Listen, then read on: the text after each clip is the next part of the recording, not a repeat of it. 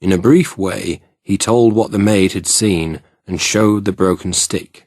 Mr. Utterson had already paled at the name of Hyde, but when the stick was laid before him, he could doubt no longer. Broken as it was, he recognized it as one that he had himself presented many years before to Henry Jekyll. "Is this Mr. Hyde a small person?" he inquired.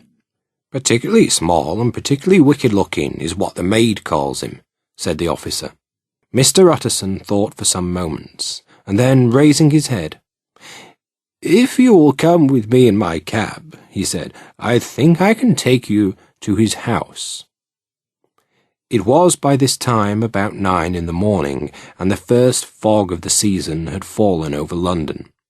As the cab crawled from street to street in the half-light, the dismal quarter of Soho, with its muddy ways and dirty people, its feeble lamps and filthy shops, seemed in the lawyer's eyes like a district of some city in a nightmare.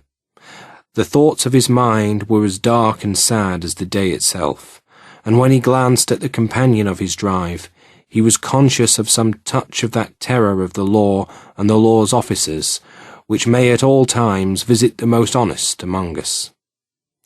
As the cab drew up at the address he had given, the fog lifted a little to show a dirty street of mean, dismal houses. This was the home of Henry Jekyll's friend, of a man who was heir to £250,000. An old woman with silver hair opened the door. She had an evil face and eyes that were set too close together, but her manners were excellent. Yes, she said, this was Mr. Hyde's, but he was not at home. He had come in that night very late, but he had gone away again in less than an hour. There was nothing strange in that. He was often absent.